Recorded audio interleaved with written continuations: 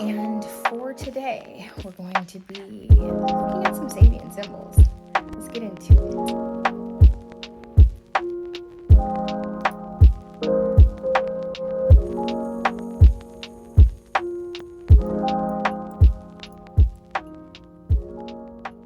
Hey guys, and welcome to another video. So we're going to continue with our Sabian Symbols series, and we're going to be jumping into the Sabian symbol for Taurus 17. I hope that you guys are all doing well. So I wanted to do this a little bit differently today. I've been taking my notes, and I felt like changing up the way that I do this particular series was necessary. And so I hope that you guys like the way that I put this together. It's sort of more of a slideshow presentation than it is like me sitting here physically talking to you. I am going to be reading off of the slides that I put together today, and they are based off of the research that I've done. So the information for today's video is coming out of 3 different books, and I will have those listed in the description box below if you would like to see what they are. So we're going to go ahead and jump right in, and I will see you guys at the end of the video.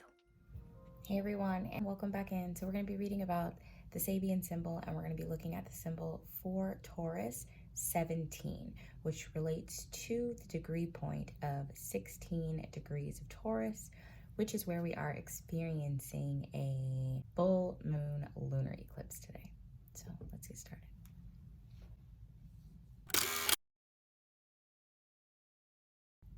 Sabian symbols, Taurus 17.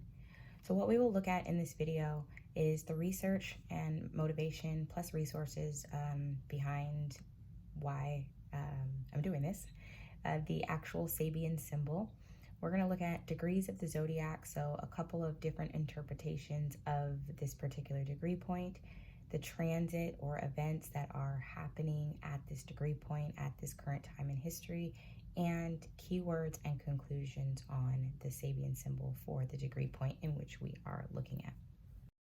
So research and background motivation. So with astrology being so complex and multi-layered, obviously you would have to think that the individual degree points where each planet is positioned inside of a chart do hold some meaning.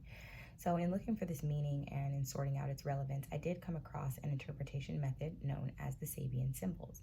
My motivation is to be a light and a resource to those seeking more on their journey of self-discovery.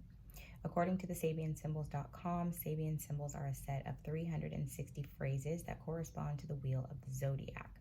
So the zodiac wheel being the circle that is considered the chart, which is 360 degrees round. Discovered in 1925 by noted astrologer Mark Edmund Jones and spiritualist and clairvoyant medium Elsie Wheeler, it is said that these symbols bring light and issues that are not shown through normal methods of chart reading. So in summary, the Sabian symbols can add depth and clarity to any delineations that you're doing as an astrologer when you're reading charts. And in layman terms, it basically just means that it takes you deeper down the rabbit hole. So the Sabian symbol for Taurus 17, a symbolical battle between swords and torches. This is a symbolical battle between swords, the disciples of might, and torches, the disciples of enlightenment. Arguments over ideals can easily lead to battles and war. Struggles between might and enlightenment, physical desires and higher inspirations, self-orientation and divine enthusiasm. Resolution. We must learn to discern between what ennobles us and what betrays spirit. And I did have to look up what ennoble meant because I wasn't really sure. So ennoble means to make noble, to elevate in degree, qualities or excellence to dignity. What we want and what we need are not always the same. Being distracted by things of secondary importance, we can lose self-competence. And life throws us up situations that require us to choose between this and choose between that. And these choices are often very profound consequences, and they actually define us and tend to create our identity. From degrees of the zodiac, we have Taurus 17, a child trying to drain the ocean with a pitcher. So here we see that there is a message concerning the issue of violence and nonviolence. Generally, this is a degree that has been characterized as swimming against the current. This is basically a struggle between the growing power of the seed and the destructive power of violence. So when violence succeeds, we are left with destruction. The seed power is slow moving and it takes its time, whereas the destructive power is sweeping and it's total and it's sudden, it's more immediate. Likened to the story, if you recall, of the tortoise and the hare. There is a balance to nature that man has ignored while trying to control the nature by artificial means. It is the influence of this degree which may yet enlighten us with regard to this subject. Also, from other readings, if this is a position you hold in your natal chart, we have the native's habit of thinking with his own head may be apt to make him unpopular. There's a guilty light-mindedness here. Also, from another reading, we have a situation posing ambiguous or conflicting messages or values. More specifically, this relates to the ongoing struggle between thinking and logic, so left brain and right brain, which is feelings and intuition, and the need to find a balance between the two. It is best here to keep focus on using things like the art of visualization exercises to strengthen the right brain. And here we are cautioned to watch out for brain chemistry imbalances. Transits and events. So we are experiencing a full moon lunar eclipse, and we have that happening on November the 8th, 2022 at 16 degrees of Taurus. In order to see where this is happening in your own personal chart, you will want to locate the Taurus house in your natal chart, and then you'll find the 16th degree. And what you're doing is seeing if you have any planets that are located there or within about 5 to 8 degrees on either side.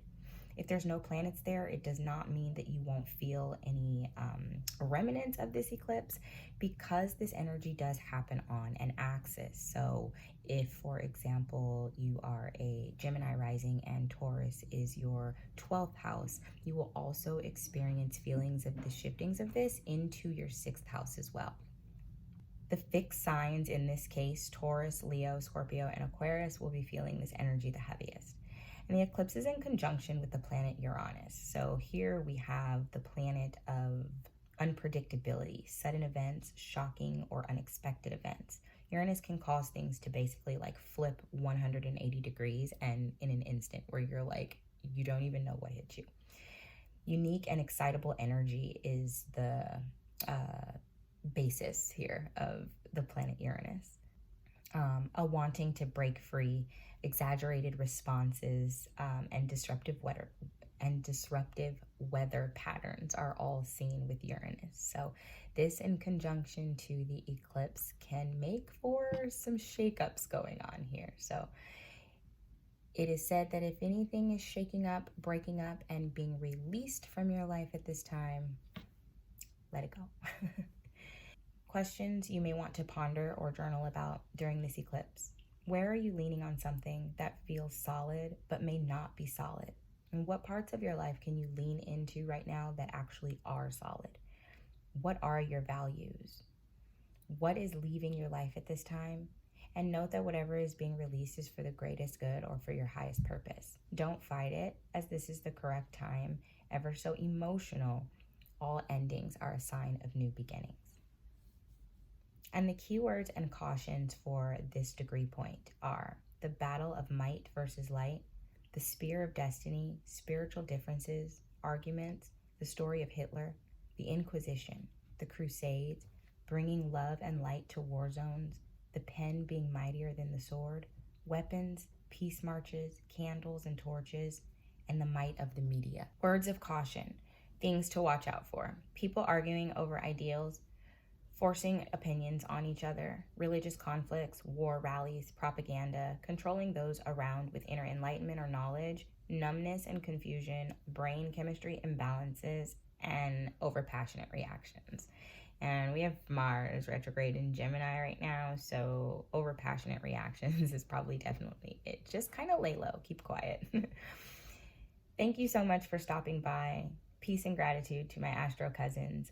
I like for the comment space to be a tool for further learning and growth. So please, if you have something to positively contribute to the collective, leave a comment and add to the discussion. If this is a placement within your natal chart, please share how this video may or may not have resonated with you. So I thank you for stopping by. I hope that you guys enjoyed that video, and that for those of you that are here on your astro journey, or if you are looking up degrees or Sabian symbols or trying to interpret the degrees in your natal chart, if you've been hearing about the eclipse and you just wondered what the degree that it's at meant, or what is these degrees everybody's talking about, I hope that this was a bit helpful for you, and hopefully these will get better as I continue to do this series. So really one of my main purposes is to just enlighten and enrich your research and your experience. I know that when I'm looking for something and I go online for it and it's not there, it's kind of like frustrating. You know, you're looking at transits, or maybe you're looking at natal placements, or, you know, whatever it is that you're researching, and there's all these other ones, and then you get to one and you're like, shoot, where's that one? And so I always feel like perhaps I'm supposed to be the one that brings the things that I would want out there, you know? Y'all know I'm gonna go in when it comes to doing the research on it. So of course my job is to turn around and share that information back out, because what good does it do to hoard the information, right? There are a few videos out there on Sabian symbols, but not a ton.